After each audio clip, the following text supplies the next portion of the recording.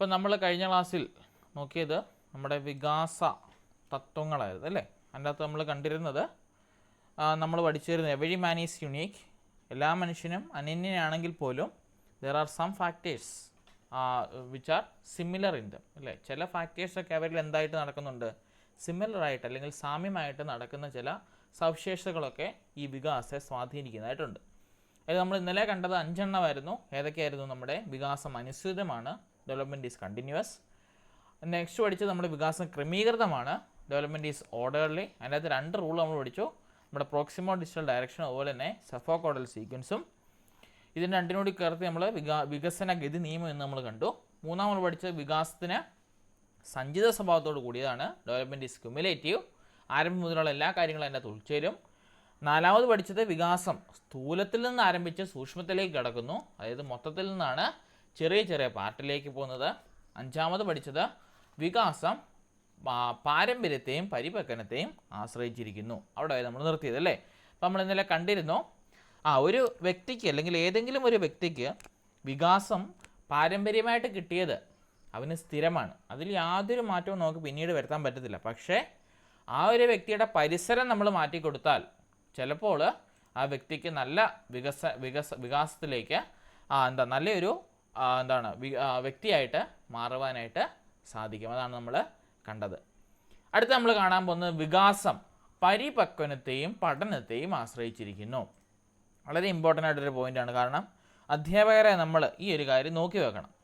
ഇവിടെ പറയുന്നത് ഇത്രയേ ഉള്ളൂ, അതായത് കുട്ടികൾ ഓരോ പ്രായത്തിലും ഓരോ ശേഷികൾ നേടണമെന്ന് നമ്മൾ ആഗ്രഹിക്കുന്നുണ്ട്, ശരിയല്ലേ? ഇപ്പം 1ാം ക്ലാസ്സിൽ ചേരേണ്ട ഒരു കൊച്ചാണെങ്കിൽ ആ കൊച്ചിന് അത്യാവശ്യം വേണ്ട ചില കാര്യങ്ങൾ വേണമെന്ന് നമ്മൾ പ്രതീക്ഷിക്കുന്നുണ്ട് അല്ലേ. അതായത് അത്യാവശ്യം കൊച്ച് എണ്ണീക്കണം, നടക്കണം, ഓടണം, ഏണിപ്പടികളൊക്കെ കയറണം, അല്ലെങ്കിൽ ചവിട്ടുപടികൾ കയറണം, പിന്നെ അത്യാവശ്യം സംസാരിക്കണം, ABCD ഒക്കെ അറിഞ്ഞിരിക്കണം അല്ലേ. 1 തൊട്ട് 10 വരെയെങ്കിലും നമ്പേഴ്സ് അറിഞ്ഞിരിക്കണം, ഈ അക്ഷരമാല അറിഞ്ഞിരിക്കണം, കായിക എഴുതാൻ അറിയത്തില്ലെങ്കിലും പറയാനെങ്കിലും ഒന്ന് അറിഞ്ഞിരിക്കണം എന്നൊക്കെ നമ്മളൊരു വെച്ച് പുലർത്തുന്നുണ്ട്, ഒരു പ്രതീക്ഷ വെച്ച് പുലർത്തുന്നുണ്ട്. ആ ഒരു പ്രതീക്ഷയിൽ നിന്നുകൊണ്ട് നമ്മൾ എന്നാ എടുക്കും, ഈ കുട്ടികളെ അസസ് ചെയ്യാൻ അല്ലെങ്കിൽ നമ്മൾ കൂടുതലായിട്ട് കുട്ടികളുടെ വികാസം നമ്മൾ ചെയ്യാനായിട്ട് നോക്കും. അങ്ങനെ നോക്കുമ്പോൾ നമ്മൾ എപ്പോഴും ശ്രദ്ധിക്കേണ്ട ഒരു കാര്യമാണ്, ആ കൊച്ചുങ്ങളുടെ പ്രായത്തിനും പരിപക്വനത്തിനും, ശരിക്കും പറഞ്ഞാൽ പരിപക്വനത്തിനും ആ കൊച്ചിൻ്റെ പഠന രീതിക്കും അല്ല ആ കൊച്ചിൻ്റെ ഏജിനനുസരിച്ചും ആ കൊച്ചിന് എത്രമാത്രം അക്വയർ ചെയ്യാൻ അല്ലെങ്കിൽ നേടിയെടുക്കാൻ പറ്റും എന്നതിനനുസരിച്ചും വേണം നമ്മൾ കണ്ടന്റ് കൊടുക്കാൻ. അല്ലാതെ നിങ്ങളൊന്ന് ആലോചിക്കുക, 1ാം ക്ലാസ്സിൽ പഠിക്കുന്ന ഒരു കൊച്ചിൻ്റെ മുമ്പിൽ പോയി നമ്മൾ ഭരണഘടന പഠിപ്പിച്ചാൽ എന്തെങ്കിലും പ്രയോജനമുണ്ടോ? ഉണ്ടോ? 1ൽ പഠിക്കുന്ന കൊച്ചിൻ്റെ മുമ്പിൽ പോയിട്ട് നമ്മൾ പറയുകയാണ് ഇതാണ് നമ്മുടെ ഭരണഘടന എന്ന് പറഞ്ഞ് പഠിപ്പിച്ചാൽ കൊച്ചിന് എന്തെങ്കിലും മനസ്സിലാവുമോ? കൊച്ചിൻ്റെ ഭൗതികമായിട്ടുള്ള ലെവലിലേക്ക് ചെല്ലുന്ന കാര്യമാണോ അത്? അല്ല. അപ്പോൾ ഓർത്തിരിക്കേണ്ട ഒരു പോയിൻ്റ് ഇതാണ്, വികാസം എന്നത് ഒരു വ്യക്തിയുടെ അല്ലെങ്കിൽ ഒരു കുട്ടിയുടെ പഠനത്തെയും അതുപോലെ തന്നെ പരിപക്വനത്തെയും എന്ന് പറഞ്ഞാൽ വയസ്സ്, ഏജ്, അവൻ്റെ സാമൂഹിക സാമ്പത്തിക പശ്ചാത്തലം, ഇതൊക്കെയാണ് ഉദ്ദേശിക്കുന്നത്. അപ്പോൾ ആ ഒരു ഇതിൽ നിന്നുകൊണ്ട് വേണം എന്ത് ചെയ്യാനായിട്ട് നമ്മൾ ചെയ്യാനായിട്ട്. ഇപ്പോൾ നമ്മൾ പറയണം, ഒരു വയസ്സായ ഒരു കൊച്ചിനെ കൊണ്ട് നമ്മളതിൽ എഴുതിപ്പിക്കാൻ ശ്രമിക്കുമോ? പടം വരപ്പിക്കാൻ ശ്രമിക്കുമോ? അല്ലെങ്കിൽ അവനെ കൊണ്ട് പാട്ട് പാടിപ്പിക്കാൻ ശ്രമിക്കുമോ? ഇല്ല.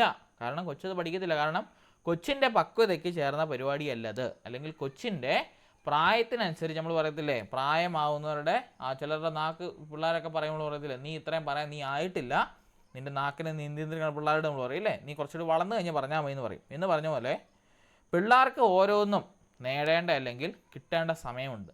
ആ സമയത്ത് മാത്രമേ നമ്മളത് കൊടുക്കാവുള്ളൂ. അതാണ് ഈ ഒരു പോയിന്റ് ഉദ്ദേശിക്കുന്നത് കേട്ടോ. വികാസം എന്നത് എന്തിനെയൊക്കെ ആശ്രയിച്ചിരിക്കുന്നു? പരിപക്വനത്തെയും അതുപോലെ തന്നെ പഠനത്തെയും ആശ്രയിച്ചാണ് പോകുന്നത്. അതാണ് ഇവിടെ പറയുന്നത്. നോക്കിയേ, ബാഹ്യശക്തികളുടെ പ്രേരണ കൂടാതെ സ്വയമേ നടക്കുന്ന വികാസത്തെ പരിപക്വനം എന്ന് പറയുന്നു. അതായത് പുറത്തുനിന്ന് ആരുടെയും സഹായമില്ലാതെ നമ്മൾ സ്വയമേ നേടിയെടുക്കുന്നവ അല്ലെങ്കിൽ സ്വയമേവ നമ്മളിലുള്ളവയ്ക്ക് പറയുന്ന പേരാണ് പരിപക്വനം എന്ന് പറയുന്നത്. നമ്മളെ ആരെങ്കിലും സംസാരിക്കാൻ പഠിപ്പിച്ചതാണോ? അല്ല. നമ്മളെ അമ്മ എന്ന് വിളിക്കണമെന്ന് അമ്മയെ നോക്കി പറയണമെന്ന് ആരും പഠിച്ചായിരുന്നു നമ്മളതിലേക്ക്? ഇല്ല അല്ലേ. ജനിച്ച് വീണപാടെ നമ്മൾ എന്താ വിളിച്ചത്? വിശന്നപ്പോഴും കരഞ്ഞപ്പോഴും സങ്കടപ്പെട്ടപ്പോഴും ഇല്ലേ, പേടിച്ചപ്പോഴും എല്ലാം വിളിച്ച ഭാഷ അമ്മയെന്ന ഇല്ലേ. കൊച്ചുകാലപ്പോൾ നമ്മൾ വിശക്കുമ്പോൾ എന്നാ പറഞ്ഞത്? പാപ്പം വേണമെന്ന് പറയും. അല്ലെങ്കിൽ വെള്ളം വേണമെങ്കിൽ നമ്മൾ പറയില്ലേ, ഉമ്പം വേണമെന്ന് പറയും. ഇതൊക്കെ പറഞ്ഞാൽ അങ്ങനെ ആരും പഠിപ്പിച്ചതാണോ? അല്ല. അപ്പം യാതൊരു ബാഹ്യശക്തികളുടെയും പ്രേരണ കൂടാതെ നമ്മൾ സ്വയമേ നടക്കുന്ന വികാസത്തിന് നമ്മൾ പറയുന്ന പേരാണ് എന്ത്? പരിപക്വനം എന്ന് പറയുന്നത്. വ്യക്തിയിൽ അന്തർലീനമായിരിക്കുന്ന അഥവാ നിഹിതമായിരിക്കുന്ന സ്വഭാവ സവിശേഷതകളുടെ അനാവരണമാണ് പരിപക്വനം. അതായത് നമ്മുടെ ഉള്ളിൽ എന്തൊക്കെ സ്കിൽസ് ഉണ്ടോ, അല്ലെങ്കിൽ എന്തൊക്കെ കഴിവുകളുണ്ടോ, അല്ലെങ്കിൽ എന്തൊക്കെ കാര്യങ്ങൾ നമ്മുടെ ഉള്ളിലുണ്ടോ, അല്ലെങ്കിൽ നമ്മുടെ ഉള്ളിലേക്ക് നമ്മൾ അക്വയർ ചെയ്യുന്നുണ്ടോ, അതിൻ്റെ മൊത്തത്തിലുള്ള ഒരു ടോട്ടൽ അല്ലെങ്കിൽ അതിൻ്റെ മൊത്തത്തിലുള്ള സ്വഭാവ സവിശേഷതകൾ പറയുന്ന പേരാണ് പരിപക്വനം എന്ന് പറയുന്നത്. പ്രത്യേക പ്രായത്തിൽ കുട്ടികൾ അല്ലെങ്കിൽ ശിശുക്കൾ മുട്ടുകുത്തി എഴയാനും നിൽക്കാനും ഓടാനും ചാടാനും സംസാരിക്കുവാനും ശ്രമിക്കുന്നത് ആരും പഠിപ്പിക്കുന്നത് കൊണ്ടല്ല, മറിച്ച് അതിനുള്ള പാകമായത് കൊണ്ടാണ്. കണ്ടോ? അതായത് നമ്മൾ കുഞ്ഞുങ്ങൾ എന്താണ് എഴയാനും അതുപോലെ തന്നെ നിൽക്കാനും ഓടാനും ചാടാനും ഒക്കെ ശ്രമിക്കുന്നത് ആരും അവരെ പഠിപ്പിച്ചിട്ടല്ല. ഓരോ പ്രായമാകുമ്പോൾ അവരതിൻ്റെ എന്താണ് പക്വതയ്ക്കനുസരിച്ച് ചെയ്തു പോകുന്നതാണ്, അല്ലെങ്കിൽ അതിന് പാകമായതുകൊണ്ട് അവർ ചെയ്തു പോകുന്നതാണ്. പുതിയ കാര്യങ്ങൾ അറിയുക, പുതിയ നിപുണതകളും അഭിഭാവങ്ങളും അഭിക്ഷമതകളും ആസ്വാദനക്ഷമതയും ഉണ്ടാവുക എന്നിവയെല്ലാം പഠനം തന്നെയാണ്. അതായത് പുതിയ കാര്യത്തെ അറിയാനും അതിലേക്ക് ആവാനും അതിൻ്റെ അപ്രിസിയേഷനൊക്കെ പിള്ളേർക്ക് കിട്ടാനുമുള്ള എല്ലാം ഇതിൻ്റെ പഠനം തന്നെയാണ്. പെരുമാറ്റ രീതികളും അറിവിലും അഭിക്ഷമതയിലും ആസ്വാദനത്തിലും മാറ്റങ്ങൾ ഉണ്ടാകുന്നത് പഠനം മൂലമാണ്. പരിപക്വനവും പഠനവും തമ്മിൽ പഠിക്കേണ്ട പോയിൻ്റാണ് അഭേദ്യമായ ബന്ധമാണുള്ളത്. കണ്ടോ? 1 വയസ്സായ ഒരു കുട്ടിയെ എഴുതിക്കുവാനോ 5 വയസ്സുള്ളൊരു കുട്ടിയെ ഭരണഘടന പഠിപ്പിക്കുവാനോ ആരും ശ്രമിക്കാറില്ല. ഓരോന്നിനും അതിൻ്റേതായ പഠനാനുകൂല നിമിഷം അഥവാ ടീച്ചബിൾ മൊമെൻ്റ് ഉണ്ട്. ഇതൊരു വട്ടം ചോദിച്ചതാണ്. 1 വയസ്സായ കുട്ടിയെ ഭരണഘടന പഠിപ്പിക്കാനോ അല്ലെങ്കിൽ 5 വയസ്സുള്ള കുട്ടിയെ ആരെങ്കിലും ഭരണഘടന പഠിപ്പിക്കാനോ 1 വയസ്സായ കുട്ടിയെ എഴുതിപ്പിക്കാനോ ആരും ശ്രമിക്കാറില്ല. അതിന് അനുകൂലമായ നിമിഷത്തിന് പറയുന്ന പേരെന്ത്? പറയുന്ന പേര് ടീച്ചബിൾ മൊമെൻ്റ് അല്ലെങ്കിൽ പഠനാനുകൂല നിമിഷം. ഓരോന്നും പഠിക്കാൻ അനുകൂലമായിട്ടുള്ള നിമിഷമുണ്ട്, അപ്പോൾ മാത്രമേ പിള്ളേർക്കത് നമ്മൾ കൊടുക്കാമുള്ളൂ. അതിന് പറയുന്ന പേരാണ് പഠനാനുകൂല നിമിഷം അഥവാ ടീച്ചബിൾ മൊമെൻ്റ് എന്ന്. കേട്ടോ? അപ്പോൾ ഓർത്തിരിക്കണം, ടീച്ചബിൾ മൊമെൻ്റ് എന്ന് പറഞ്ഞാൽ എന്താണ്? കുട്ടികളെ ഓരോ കാര്യങ്ങളും പഠിപ്പിക്കാനായിട്ട് അതിൻ്റേതായിട്ടുള്ള സമയമുണ്ട്. ആ സമയത്തിന് മാത്രമേ കുട്ടികളെ അത് പഠിപ്പിക്കാവുള്ളൂ. നമ്മളൊരു ജഗതിയുടെ സിനിമ ഡയലോഗ് ഇല്ലേ, ഓരോന്നിനും അതിൻ്റേതായ സമയമുണ്ട് ദാസ എന്ന് പറയുന്ന പോലെ. എന്ന് പറഞ്ഞ പോലെ കുട്ടികൾക്ക് ഓരോ കാര്യങ്ങൾ അല്ലെങ്കിൽ ഏതെങ്കിലും വ്യക്തികൾക്ക് ആ ഒരു കാര്യങ്ങൾ കിട്ടാനായിട്ട് അതിൻ്റേതായിട്ടുള്ള സമയമുണ്ട്. ആ സമയത്ത് മാത്രമേ എന്ത് ചെയ്യാവുള്ളൂ? ആ ഒരു കാര്യം നമുക്ക് പഠിപ്പിക്കാവുള്ളൂ. പ്രായം, സന്നദ്ധ, താല്പര്യം എന്നിവയെല്ലാം ഒത്തിണങ്ങിയ നിമിഷമാണത്. പരിപക്വനത്തെ അവഗണിച്ച് പഠിപ്പിച്ചാൽ കുട്ടികൾ കണ്ടോ നിഷേധികളോ മന്ദബുദ്ധികളോ ആയിത്തീരാനിടയുണ്ട്. പ്രത്യേകം ശ്രദ്ധിക്കണം. അതായത് അവരുടെ പ്രായത്തെ വെച്ചുകൊണ്ടല്ലാതെ വലിയ വലിയ കാര്യങ്ങൾ അവർക്ക് പറഞ്ഞു കൊടുത്താൽ അവരെന്നായിട്ട് മാറും? കണ്ടോ? മന്ദബുദ്ധികളോ നിഷേധികളോ ആയി മാറാനിടയുണ്ട്. സൈക്കോളജിക്കലായിട്ട് തെളിഞ്ഞ കാര്യങ്ങളാണ്. സോ അതിന് ആരും പോകരുത് കേട്ടോ. അപ്പോൾ ഓർത്തിരിക്കണം, വ്യക്തിയിൽ ഒരു കാര്യം നടക്കുന്നത് എങ്ങനെയാണ്? വികാസം നടക്കുന്നത് പഠനത്തെയും പരിപക്വനത്തെയും ആശ്രയിച്ചുകൊണ്ടാണെന്ന് ഓർത്തിരിക്കണം. അടുത്താണ് വികാസം. വ്യത്യസ്ത ശരീരഭാഗങ്ങൾക്ക് വ്യത്യസ്ത രീതിയിൽ നടക്കുന്നു. നമുക്കറിയാം, കുഞ്ഞുങ്ങളായിരിക്കുമ്പോൾ നമ്മുടെ ശരീരത്തിൻ്റെ വളർച്ചയും നമ്മൾ ആദ്യപാലം മധ്യപാലം അന്ത്യപാലം ആകുമ്പോൾ നമ്മുടെ ശരീരത്തിൻ്റെ വളർച്ചയും, അവിടെ നമ്മൾ അഡോളസൻസ് അല്ലെങ്കിൽ കൗമാരത്തിലേക്ക് കയറുമ്പോൾ നമ്മുടെ ശരീരത്തിൻ്റെ വളർച്ചയും, അവിടുന്ന് നമ്മൾ യൗവനത്തിലേക്ക് കയറുമ്പോൾ നമ്മുടെ ശരീരത്തിൻ്റെ വളർച്ചയും, അവിടുന്ന് നമ്മുടെ വാർദ്ധക്യത്തിലേക്ക് വരുമ്പോഴുള്ള ശരീരത്തിൻ്റെ വളർച്ചയും നമുക്ക് നിരീക്ഷിച്ചാൽ മനസ്സിലാവും അല്ലേ? ഒരു കൊച്ചിനെ, ഒരു സ്കൂളിൽ ചേർക്കുന്ന കൊച്ചിനെ, ഒരു 10ാം ക്ലാസ്സിൽ പഠിക്കുന്ന കൊച്ചിനെ, ഒരു ഡിഗ്രിക്ക് പഠിക്കുന്ന ഒരു കൊച്ചിനെ, ഒരു ജോലിയുള്ള ഒരു വ്യക്തിനെ, അതിനുശേഷം പിള്ളേരുള്ള ഒരു അച്ഛനെ, അതിനുശേഷം ഒരു വലിയച്ഛനെ നമ്മൾ മനസ്സിലോർത്താൽ മതി. ഈ ഒരു കാര്യം നമുക്ക് മനസ്സിലാക്കാൻ പറ്റുന്നതാണ്. അതായത് ഓരോ വികാസം നടക്കുന്നതും ഓരോ ശരീരഭാഗങ്ങൾക്ക് ഓരോരോ നിരക്കിലായിരിക്കും. ഒന്നും ഒരേപോലെ നടക്കത്തില്ല. നോക്കിയേ, ശൈശവത്തിൽ വളർച്ചയുടെ തോത് കൂടുതലാണ്. 1 വയസ്സാകുമ്പോൾ ജനിക്കുമ്പോൾ ഉള്ള ഭാരത്തിൻ്റെ 3 മടങ്ങ് ഭാരമുണ്ടാകുന്നു. കൗമാരഘട്ടത്തിൽ ഇതുപോലൊരു ചാട്ടം വളർച്ചയിൽ കണ്ടുവരുന്നു. മസ്തിഷ്കത്തിൻ്റെ വളർച്ച 7-8 വയസ്സാകുമ്പോൾ പൂർണ്ണമാകുന്നു. കണ്ടോ? തലച്ചോറിൻ്റെ വളർച്ച 7 അല്ലെങ്കിൽ 8 വയസ്സാകുമ്പോൾ പൂർണ്ണമാകും. പക്ഷേ അതിൻ്റെ വികാസം ത്വരിതമാകുന്നത് പിന്നീടാണ്. തൈമസ് ഗ്രന്ഥിയുടെ വളർച്ച സവിശേഷമാണ്. 12 വയസ്സാകുമ്പോഴേക്കും പ്രസ്തുത ഗ്രന്ഥി പരിണിത വലുപ്പത്തിൽ ഇരട്ടിയാകുന്നു. പിന്നീട് ക്രമേണ വലിപ്പം കുറഞ്ഞ് പൂർണ്ണത പ്രാപിക്കുന്നു. ഗർഭപാത്രം, യൗവനാരംഭം വരെ വളർച്ചയില്ലായിരുന്നത് പെട്ടെന്ന് വളർച്ച പ്രാപിക്കുകയാണ് ചെയ്യുന്നത്. ജനനേന്ദ്രിയത്തിൻ്റെ വികസനം ശൈശവത്തിലും ബാല്യത്തിലും മന്ദഗതിയിലും യൗവനാരംഭത്തിൽ അതിശീഘ്രവുമാണ്. നാഡീവ്യൂഹത്തിൻ്റെ വികാസം 6-7 വയസ്സിൽ അതിശീഘ്രവും ബാലാന്ത്യത്തോടെ പ്രേരണ സമ്പൂർണവുമാകുന്നു. അസ്ഥികൂടം ശൈശവത്തിലും കൗമാരത്തിലും ത്വരഗതിയിൽ വളരുന്നു. ഇതിൽ അങ്ങനെ ചോദ്യങ്ങളൊന്നും ഇതിലായിട്ട് ചോദിച്ചു കണ്ടിട്ടില്ല, എങ്കിലും ഓർത്തിരിക്കണം, കുട്ടികളിൽ അല്ലെങ്കിൽ ഒരു വ്യക്തിയിൽ അവൻ്റെ വികാസം ഓരോ ശരീരഭാഗങ്ങൾക്കും എന്താണ് ഡിഫറെൻ്റ് ആയിട്ട്, അല്ലെങ്കിൽ development is taking place different rates for different body parts. ഓരോ ശരീരഭാഗങ്ങൾക്കും വ്യത്യസ്തമായിട്ടുള്ള രീതിയിൽ അതിൻ്റെ പ്രായമാകുമ്പോൾ മാത്രമാണ് നടക്കുന്നത്, അല്ലാതെ നടക്കുന്നില്ല എന്ന് ഓർത്തിരിക്കണം കേട്ടോ. ഇനി അടുത്തതാണ് വികാസം പരസ്പരം ബന്ധപ്പെട്ടിരിക്കുന്നു. നമ്മൾ ഇത്രയും നേരം കണ്ട ഈ ഒരു പോയിന്റ് തന്നെ അല്ലേ. അതായത് നമുക്കറിയാം വികാസം എന്നത് ശാരീരികമായിട്ടും ബൗദ്ധികമായിട്ടും വൈകാരികമായിട്ടും സാമൂഹികമായിട്ടും വൈജ്ഞാനികമായിട്ടും എല്ലാം ബന്ധപ്പെട്ടിരിക്കുന്ന ഒരു മേഖലയാണ് വികാസം എന്ന് പറയുന്നത്. അതുകൊണ്ട് തന്നെ വികാസം എല്ലാ മേഖലയുമായിട്ടും അല്ലെങ്കിൽ സമഗ്ര വികാസം ലക്ഷ്യമാക്കുന്ന ഒന്നാണ് ഈ പറഞ്ഞ വികാസം എന്ന് പറയുന്നത്. നോക്കിയേ, ഭൗതികം, ശാരീരികം, വൈകാരികം, സാമൂഹികം എന്നീ മേഖലയിൽ വികാസങ്ങളെല്ലാം പരസ്പരം ബന്ധപ്പെട്ടിരിക്കുന്നു. ശാരീരികാരോഗ്യം മാനസികാരോഗ്യത്തെ പുഷ്ടിപ്പെടുത്തുന്നു. മാനസികാരോഗ്യം ശാരീരികാരോഗ്യത്തെയും പുഷ്ടിപ്പെടുത്തുന്നു. ശാരീരിക വൈകല്യങ്ങൾ മറ്റെല്ലാ വികാസങ്ങൾക്കും പ്രതിബന്ധമായി തീരുന്നു. വൈകാരിക സംഘർഷങ്ങൾ ശരീരത്തെയും മനസ്സിനെയും സാമൂഹിക ബന്ധങ്ങളെയും പ്രതികൂലമായി ബാധിക്കുന്നു.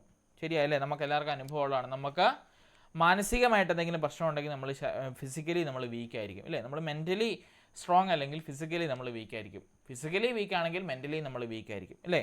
ഇതെല്ലാം ഇല്ലെങ്കിൽ സമൂഹത്തിൽ നമ്മൾ ചെല്ലുന്നിടത്തെല്ലാം നമുക്ക് ദേഷ്യമായിരിക്കും അല്ലേ. നിങ്ങളൊന്ന് ആലോചിക്കുക, രാവിലെ നിങ്ങൾ വീട്ടുകാരുമായിട്ട് വഴക്കിട്ട് സ്കൂളിൽ ചെല്ലാന്ന് വിചാരിക്കുക. നമ്മൾ ആ ദേഷ്യം 6 പേർക്ക് തീർക്കും, പിള്ളേരുടെ മേർക്ക് അല്ലെങ്കിൽ സ്റ്റാഫിൻ്റെ മേർക്ക് നമ്മൾ തീർക്കും ഇല്ലേ. ആരുടെയും മണ്ടയ്ക്ക് കുതിര കയറണ്ടേ എന്ന് പറഞ്ഞാൽ നമ്മൾ തീർക്കും. അപ്പോൾ ഓർത്തിരിക്കണം, വികാസം പരസ്പരം ബന്ധപ്പെട്ടിരിക്കുന്ന ഒരെണ്ണമാണ്. ചില കുട്ടികൾക്ക് നമുക്ക് മനസ്സിലാക്കാൻ സാധിക്കും, വളരെ നോർമലായിട്ടിരിക്കുന്ന കുട്ടികൾ പെട്ടെന്ന് ദേഷ്യപ്പെടുക, പെട്ടെന്ന് ഈ പറഞ്ഞ പോലെ അബ്നോർമലായിട്ട് പെരുമാറുക നമുക്ക് മനസ്സിലാക്കണം, എന്തോ അവന് പ്രശ്നമുണ്ട്, അല്ലെങ്കിൽ ആ ഒരു കൊച്ചിന് എന്തോ പ്രശ്നമുണ്ട്.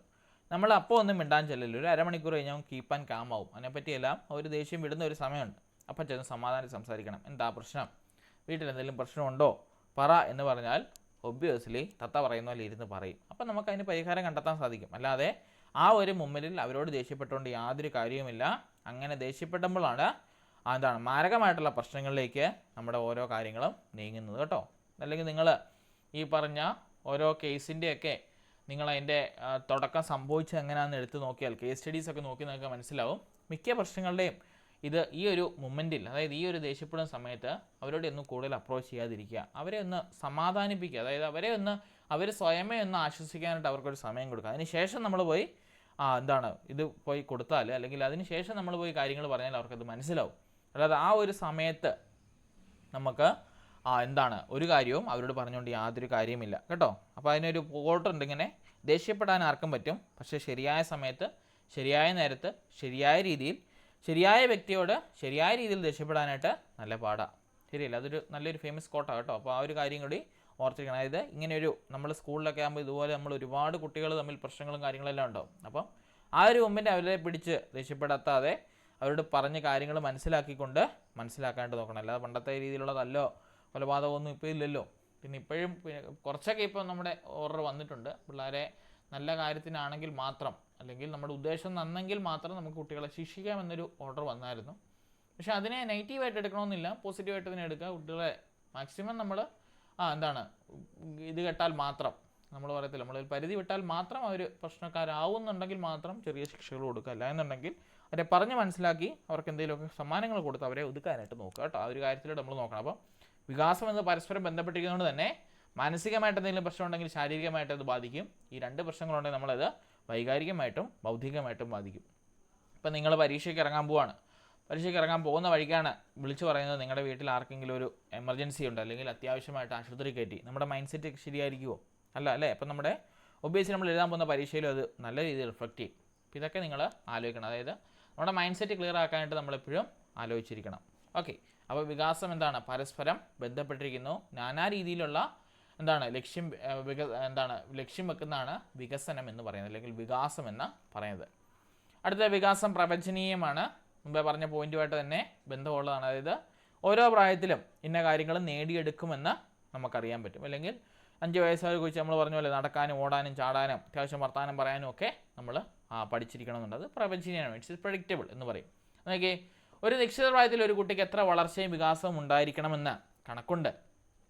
അതിനാണ് നമ്മൾ BMI എടുക്കുന്നത്. കേട്ടിട്ടുണ്ടോ BMI എന്ന്? അത് ചോദ്യം ചോദിക്കുന്നത് കേട്ടോ. BMI എന്നാണെന്നറിയോ ഫുൾ ഫോം? BMI അതായത് ഓരോ നിശ്ചിത പ്രായത്തിൽ ഓരോ കുട്ടിക്ക് എത്ര വളർച്ചയും വികാസവും ഉണ്ടായിരിക്കണമെന്ന് കണക്കുണ്ട്. കേട്ടിട്ടുണ്ടോ BMI എന്ന്? കേട്ടിട്ടുണ്ടോ BMI? BMI എന്ന് വാക്ക് കേട്ടിട്ടുണ്ടോ? BMI നിങ്ങൾ സ്കൂളിലൊക്കെ ചെന്നവരുണ്ടെങ്കിൽ നമുക്കറിയാൻ പറ്റും. സ്കൂളിൽ ചെന്ന പാടെ ഒരു 1 മാസം കഴിയുമ്പോൾ പിള്ളേരുടെ ഹൈറ്റും വെയിറ്റും എടുക്കും. എന്തിനാണെന്നറിയോ? കുട്ടികളുടെ BMI കണ്ടെത്താൻ. എന്ന് പറഞ്ഞാൽ കുട്ടികളുടെ ബോഡി മാസ് ഇൻഡെക്സ് എന്ന് പറയും കേട്ടോ. BMIയുടെ ഫുൾ ഫോം ഒരു വട്ടം ചോദിച്ചാണ് പരീക്ഷയ്ക്ക്. ബോഡി മാസ് ഇൻഡെക്സ് കേട്ടോ. BODYMASSINDEX കേട്ടോ. ബോഡി മാസ് ഇൻഡെക്സ് എന്നാണ് BMIയുടെ ഫുൾ നെയിം എന്ന് പറയുന്നത്. കുട്ടികൾക്ക് ഓവർ വെയിറ്റ് ആണോ, അതോ അണ്ടർ വെയിറ്റ് ആണോ, അതോ ഒബിസിറ്റി ആണോ, അതോ നോർമൽ വെയിറ്റ് ആണോ എന്നൊക്കെ മനസ്സിലാകാണ്ട് നമ്മൾ ചെയ്യുന്നതാണ് ഈ പറയുന്ന BMI എന്ന് പറയുന്നത്. അതായത് ഇന്ന പ്രായത്തിൽ കുട്ടികൾക്ക് ഇത്ര ഹൈറ്റും ഇത്ര വെയിറ്റും വേണമെന്ന് പറയുന്നുണ്ട്. അതിന് നമ്മൾ കാൽക്കുലേറ്റ് ചെയ്യുന്ന ഒരു കാൽക്കുലേഷൻ മെത്തേഡാണ് BMI എന്ന് പറയുന്നത്. അത് ശാരീരികമായിട്ടുള്ളത്. ഇനി മാനസികമായിട്ടും ഭൗതികമായിട്ടും ഉണ്ടോ നമ്മളെങ്ങനെ നോക്കും? അതിനുള്ളതാണ് EQ IQ കേട്ടോ. EQ എന്ന് പറഞ്ഞാൽ ഇമോഷണൽ കോൺസ്റ്റൻറ്റ്, IQ എന്ന് പറഞ്ഞാൽ ഇൻ്റലിജൻസ് കോൺസ്റ്റൻറ്റ് കേട്ടോ. ഈ കാര്യങ്ങൾ ഓർത്തിരിക്കണം. BMI എന്ന് പറഞ്ഞാൽ ബോഡി മാസ് ഇൻഡെക്സ്. അത് നമ്മുടെ ശാരീരികമായിട്ടുള്ള വളർച്ച അല്ലെങ്കിൽ ശാരീരികമായിട്ടുള്ള ഹൈറ്റും വെയിറ്റും വെച്ചുകൊണ്ട് നമ്മുടെ ബോഡി മാസ് ഇൻഡെക്സ് നമ്മൾ കണ്ടുപിടിക്കുന്നു. അതിനെ നമ്മൾ വെയിറ്റിനെ ഹൈറ്റും ഡിവൈഡ് ചെയ്യുന്നു കേട്ടോ. നമ്മുടെ BMI കണ്ടുപിടിക്കാനായിട്ട് വെയിറ്റ് കിലോഗ്രാമിലും ഹൈറ്റ് മീറ്ററിലും എത്രയുണ്ടെന്ന് നോക്കി നമ്മളതിനെ ഡിവൈഡ് ചെയ്യാൻ ചെയ്യുന്നത്. ഹൈറ്റിൻ്റെ സ്ക്വയറാണ് നമ്മൾ എടുക്കുന്നത്. ഇനിയും IQ ആണെങ്കിൽ ഇൻ്റലിജൻസ് കോൺസ്റ്റൻറ്റ് പറയും. IQ = MA/CA × 100 എന്ന് പറയും. അതായത് മാനസിക വയസ്സിനെ കാലിക വയസ്സ് കൊണ്ട് ഹരിച്ചതിന് ശേഷം 100 കൊണ്ട് ഗുണിക്കുമ്പോൾ നമുക്ക് നമ്മുടെ കിട്ടും? IQ ഇൻ്റലിജൻസ് കോൺസ്റ്റൻറ്റ് എത്രയുണ്ടെന്ന് കിട്ടും. ഇപ്പോൾ ഓർത്ത് ടെൻഷൻ അടിക്കേണ്ട, നമ്മളിതെല്ലാം പഠിക്കാൻ വരുന്നത് കേട്ടോ. പിന്നെ ഉള്ളതാണ് EQ ഇമോഷണൽ കോൺസ്റ്റൻറ്റ് എന്ന് പറയും. ഒരു വ്യക്തിയിൽ എത്രമാത്രം ഇമോഷണൽ ഇൻ്റലിജൻസ് ഉണ്ടെന്ന് അറിയാനായിട്ടാണ് EQ നമ്മൾ കണ്ടുപിടിക്കുക കേട്ടോ. ഇതെല്ലാം നമ്മൾ ഈ പറഞ്ഞ വികാസം പ്രവചനീയമാണെന്ന് പറഞ്ഞ കോൺസ്റ്റൻറ്റിനകത്ത് വരുന്നതാണ്. ഇനിയും കുട്ടിയുടെ വളർച്ചയുടെ തോതിനനുസരിച്ച് അവൻ്റെ പൂർണ്ണത എങ്ങനെയാകുമെന്ന് പ്രവചിക്കാവുന്നതാണ്. ഉദാഹരണമായി കുട്ടിയുടെ എല്ലിൻ്റെ എക്സ്റേ പരിശോധിച്ചാൽ പൂർണ്ണതയിൽ കുട്ടിയുടെ വലിപ്പം എത്രയാണെന്ന് പറയാൻ സാധിക്കും. ബുദ്ധിശക്തി, അഭിക്ഷമത, സാമൂഹിക ബന്ധം തുടങ്ങിയവ ഏറെക്കുറെ അളക്കാനുള്ള ചില മാപിനികൾ മനഃശാസ്ത്ര വിദഗ്ധർ തയ്യാറാക്കിയിട്ടുണ്ട്. ബുദ്ധിശക്തി അളക്കാൻ നമ്മൾ പറഞ്ഞത് IQ കണ്ടുപിടിക്കുന്നത് MA/CA × 100. അഭിക്ഷമത ആപ്റ്റിറ്റ്യൂഡ് കണ്ടുപിടിക്കാനുള്ള ആപ്റ്റിറ്റ്യൂഡ് ടെസ്റ്റുകളൊക്കെ നമുക്കറിയാലോ. കോമ്പറ്റേറ്റീവ് ആപ്റ്റിറ്റ്യൂഡ് ടെസ്റ്റുകൾ, മാത്സും ഇംഗ്ലീഷും മലയാളവും ഇതൊക്കെ നമ്മൾ കൂട്ടിച്ചേർത്തുകൊണ്ടുള്ള ആപ്റ്റിറ്റ്യൂഡ് ടെസ്റ്റുകൾ. പിന്നെയുള്ള സാമൂഹിക ബന്ധം കണ്ടുപിടിക്കാൻ നമ്മൾ പഠിച്ചായിരുന്നില്ലേ, സോഷ്യൽ മെട്രിക് ടെക്നിക്ക് ഓർക്കുന്നില്ലേ? നമ്മുടെ JL മൊറീനോ കണ്ടുപിടിച്ച സോഷ്യൽ മെട്രിക് ടെക്നിക്ക്. അതായത് ഏകാഗി, ഐസൊലേറ്റഡ് പേഴ്സൺ, ടിൻസ്, പിന്നെയുള്ളത് നമ്മുടെ ദ്വന്ദ്ങ്ങൾ അല്ലേ, അതായത് ക്ലിക്കുകൾ, സ്റ്റാറുകൾ, ഗ്യാങ്ങുകൾ, ഇതൊക്കെ നമ്മൾ പഠിച്ചാണ് സാമൂഹിക ബന്ധം കണ്ടെത്താനായിട്ട്. ഇതുപോലുള്ളതൊക്കെ കണ്ടുപിടിക്കാനായിട്ട് ചില മാപിനികൾ എന്ന് വെച്ചാൽ അളവുകൾ അല്ലെങ്കിൽ നിരീക്ഷിക്കാനായിട്ടുള്ള കാര്യങ്ങൾ മനഃശാസ്ത്ര വിദഗ്ധർ തയ്യാറാക്കുന്നുണ്ട്. ശീഘ്രഗതിയിൽ വളരുന്ന കുട്ടികളുടെ വളർച്ച ആദ്യാവസാനം ശ്രീകവും, മന്ദഗതിയിൽ വളരുന്ന കുട്ടിയുടെ വളർച്ച ആദ്യാവസാനം മന്ദഗതിയിൽ തന്നെയുമായിരിക്കും. ഓരോ വ്യക്തിയിലും വികാസം ജീവിതത്തിലുടനീളം ഗതിവേഗം കാര്യമായ വ്യത്യാസമില്ല നിലനിൽക്കുന്നതിനാൽ വികാസം പ്രവചനീയമാണ്. അതായത് വലിയ മാറ്റങ്ങളൊന്നും ഇല്ലാതെ കുട്ടികൾ ഉണ്ടാകുന്നതുകൊണ്ട് തന്നെ നമുക്ക് പറയാൻ പറ്റും വികാസം എന്നത് പ്രിഡിക്റ്റബിൾ ആണെന്ന്. അടുത്ത വികാസത്തിൻ്റെ ഗതിയിൽ വ്യക്തി വ്യത്യാസം ഉണ്ടായിരിക്കും. അത് പറയുന്നതാണ്, അതായത് ഓരോ വ്യക്തിയും വിഭിന്നരാണ്. Every man is unique. അതുകൊണ്ട് തന്നെ സംഭവിക്കും ഈ വ്യക്തി വ്യത്യാസം വികാസത്തിൻ്റെ ഗതിവേഗത്തിലും വ്യത്യാസങ്ങൾ ഉണ്ടായിരിക്കുന്നു. അതായത് ഇപ്പം നമുക്കറിയാം നമ്മുടെ ഈ ആഫ്രിക്കൻ കൺട്രീസിലോട്ടൊക്കെ പോയാൽ അവിടെയുള്ള കുട്ടികളുടെ വളർച്ചയും ഇവിടെയുള്ള കുട്ടികളുടെ വളർച്ചയും വികാസവും നോക്കിയാൽ നമ്മുടെ നാട്ടിലുള്ള കുട്ടികളുടെ വികാസവും അല്ലെങ്കിൽ വളർച്ചയായിരിക്കും കൂടുതലായിട്ട് കാണപ്പെടുന്നത്. കാരണം അവിടെ പട്ടിണിയും പരിവട്ടമായിരിക്കും എപ്പോഴും. അതുകൊണ്ട് തന്നെ അവരുടെ വളർച്ചയും വികാസവും ശരിയായ രീതിയിൽ നടന്നു എന്ന് വരില്ല. അതാണ് ഉദ്ദേശിക്കേണ്ടത്. വികാസത്തിൻ്റെ ഗതിയിൽ വ്യക്തി വ്യത്യാസം ഉണ്ടായിരിക്കാം. അത് സാമൂഹിക ബന്ധം കൊണ്ടാകാം, അല്ലെങ്കിൽ സാംസ്കാരികമായിട്ടുള്ളതുകൊണ്ടാകാം, അല്ലെങ്കിൽ പേഴ്സണലായിട്ടുള്ള കാര്യങ്ങളുണ്ടാകാം, അല്ലെങ്കിൽ പാരമ്പര്യമായിട്ട് കിട്ടിയ എന്തെങ്കിലും രോഗങ്ങൾ മൂലമാകാം, പല റീസൺസ് വരാം. അപ്പോൾ അതെല്ലാം ഇതിൻ്റെ ഗതിയിൽ വ്യക്തി വ്യത്യാസങ്ങൾ ഉണ്ടായിരിക്കാം. ഇനി വികാസത്തിൽ ചില നിർണായക ഘട്ടങ്ങളുണ്ട്.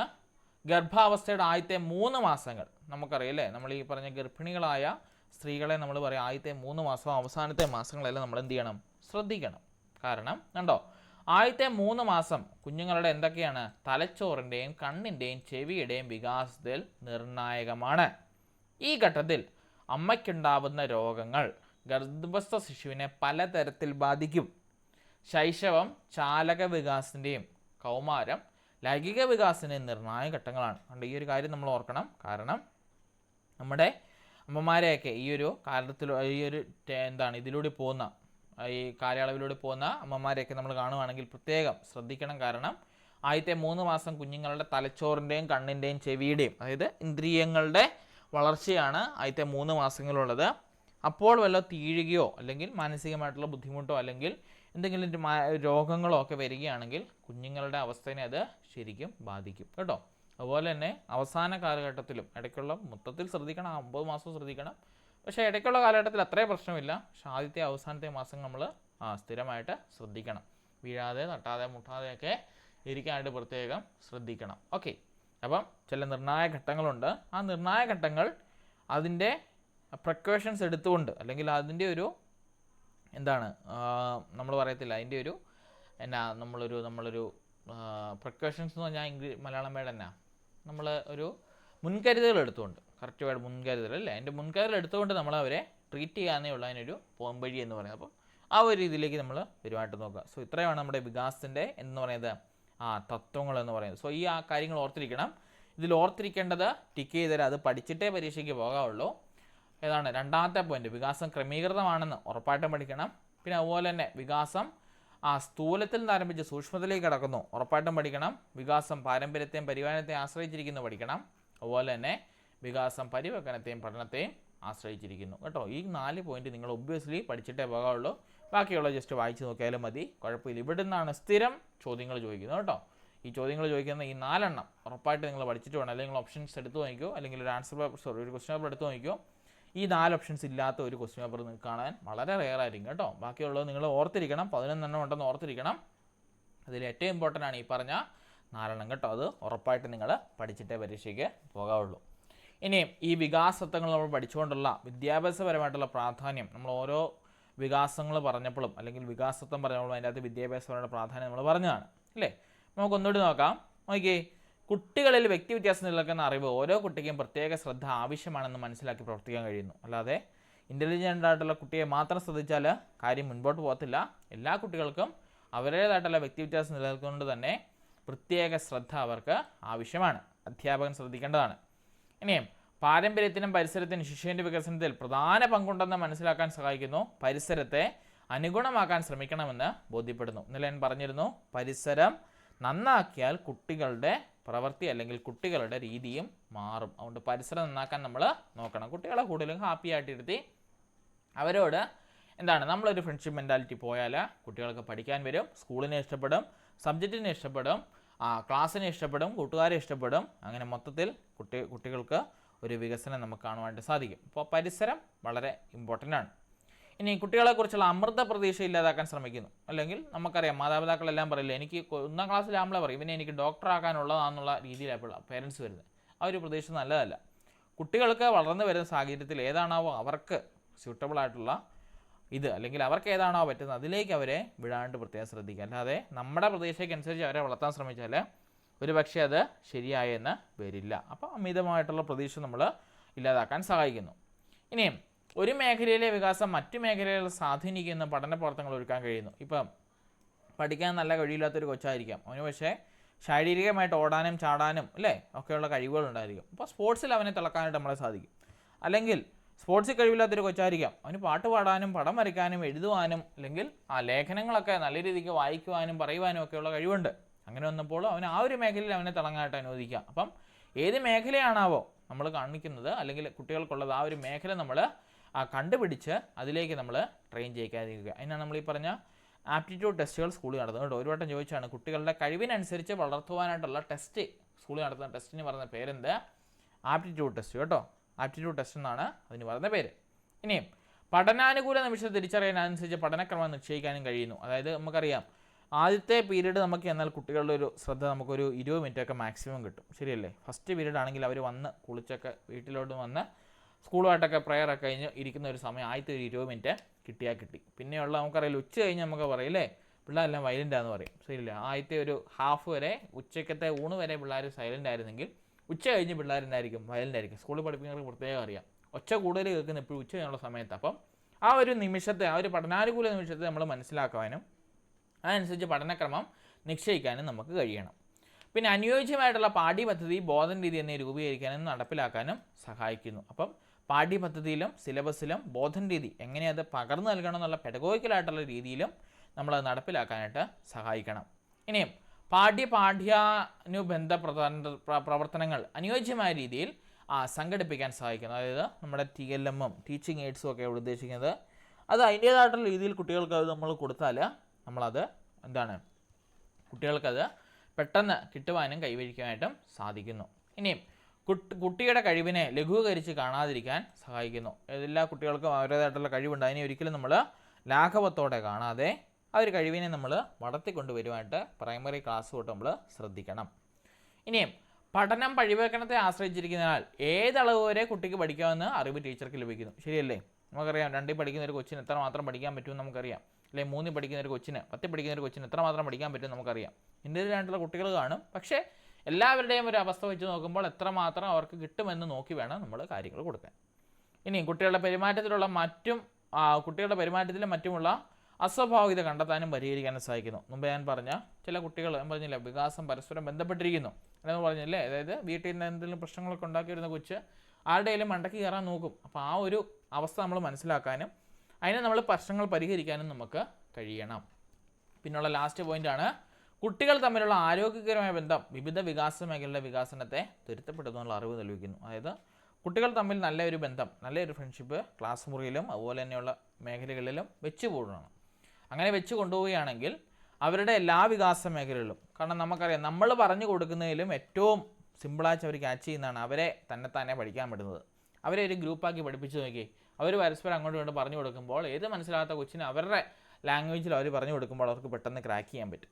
അപ്പം ആ ഒരു ആരോഗ്യകരമായ ബന്ധം കുട്ടികൾ തമ്മിൽ ഉണ്ടാവാനായിട്ട് നമ്മൾ ശ്രദ്ധിക്കണം. അങ്ങനെ ചെയ്താൽ എന്താണ് അത് വികസനത്തെ ത്വരിതപ്പെടുത്തുമെന്നുള്ള അറിവ് നൽകുന്നത്. അതായത് ഇവരുടെ വികസനത്തെ ശാരീരികമായിട്ടും മാനസികമായിട്ടും വൈകാരികമായിട്ടും ബൗദ്ധികമായിട്ടും സാമൂഹികമായിട്ടും അത് വളർത്തുമെന്നുള്ളൊരു അറിവ് നമുക്ക് ലഭിക്കണം. അപ്പോൾ ഇത്രയാണ് നമ്മുടെ ഇതിൻ്റെ വിദ്യാഭ്യാസപരമായിട്ടുള്ള പ്രാധാന്യം. ഇതുവരെ ചോദിച്ചിട്ടില്ല, ഇനി ചോദിച്ചു കൂടുന്നില്ല. അതായത് വികസന തത്വങ്ങളുടെ വിദ്യാഭ്യാസപരമായ പ്രാധാന്യത്തിൽ പെടുന്നത് ഏതാണ്, വികസന തത്വങ്ങളുടെ വിദ്യാഭ്യാസപരമായ പ്രാധാന്യത്തിൽ പെടാത്ത ഏതാണെന്നൊക്കെ പറഞ്ഞു വേണമെങ്കിൽ ചോദിക്കാം കേട്ടോ. അതിൽ നിന്നുള്ള ചോദ്യങ്ങളും ഇങ്ങനെ ചോദിച്ചു കണ്ടിട്ടുണ്ട്. അതുകൊണ്ട് തന്നെ ഈ ഒരു പോയിന്റ്, ഈ ഒരു പാർട്ട് പഠിച്ചിട്ടേ പോകുള്ളൂ. ഇതുകൊണ്ട് ഒരു ക്വസ്റ്റ്യൻ കേട്ടോ, വികാസ തത്വങ്ങൾ എന്ന് പറഞ്ഞ ഈ ഒരു പാർട്ടിൽ നിന്നുള്ള ചോദ്യം നിങ്ങൾക്ക് ഉറപ്പായിട്ടും പ്രതീക്ഷിച്ച് പോകാം കേട്ടോ. കാരണം എല്ലാ ക്വസ്റ്റ്യൻ പേപ്പറിലും സ്ഥിരം ചോദിക്കുന്ന ഒരു പാർട്ടാണ് ഈ പറഞ്ഞ വികസന തത്വവുമായിട്ട് ബന്ധപ്പെട്ട ക്വസ്റ്റ്യൻ കേട്ടോ. ആ ഒരു ക്വസ്റ്റ്യൻ അല്ലെങ്കിൽ ഈ ഒരു പാർട്ട് നിങ്ങൾ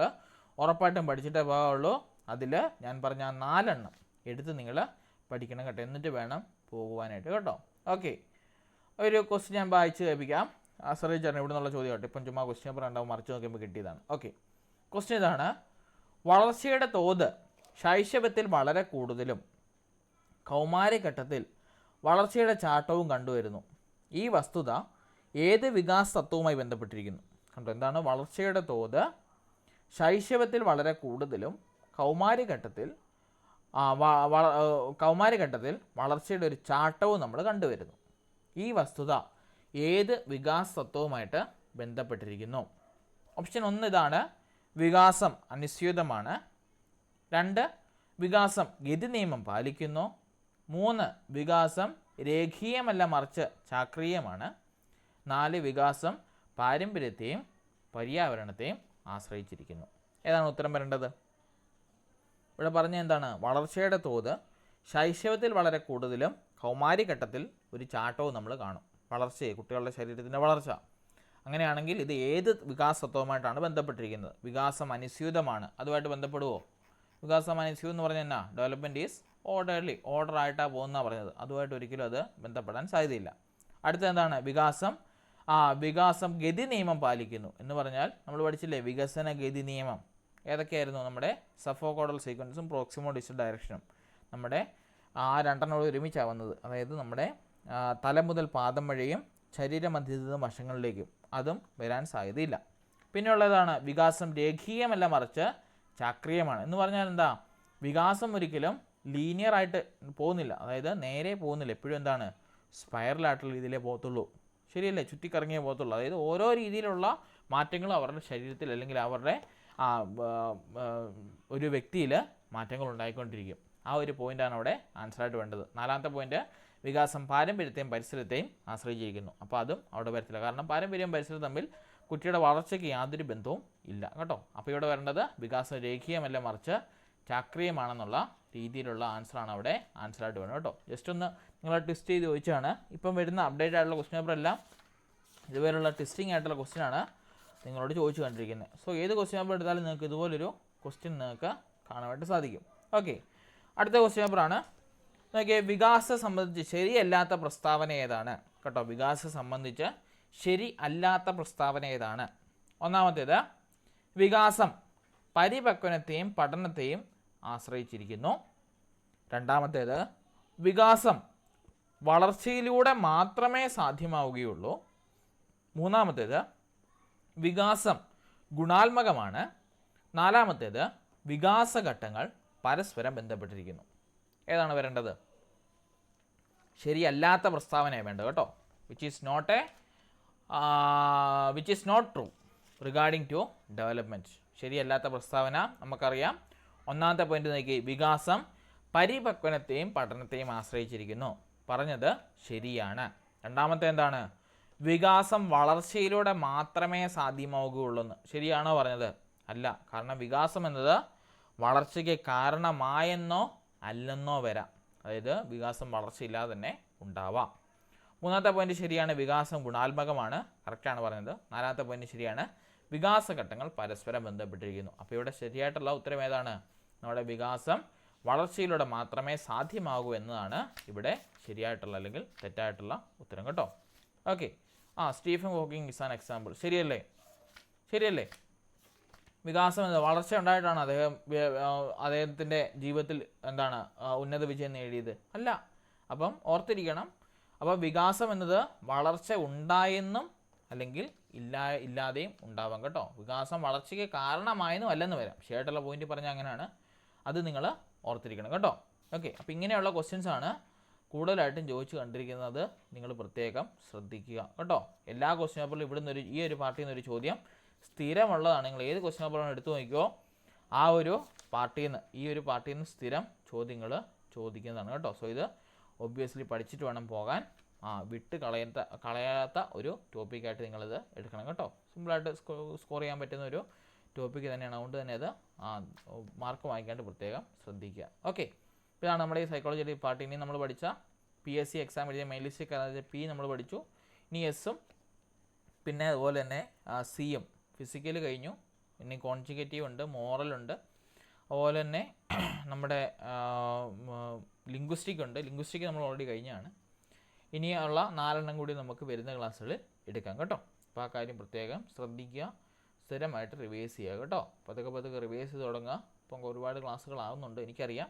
പക്ഷേ റിവൈസ് ചെയ്ത് പോയില്ലെങ്കിൽ ഇതൊന്നും നമ്മുടെ തലയിൽ നിൽക്കത്തില്ല. ചെറിയ ഷോർട്ട് നോട്ടൊക്കെ ഉണ്ടാക്കി ക്രിയേറ്റ് ചെയ്തെടുക്കാനായിട്ട് പ്രത്യേകം നോക്കുക. യെസ്, അപ്പം താങ്ക് യു. എന്തെങ്കിലും ഡൗട്ടുണ്ടോ?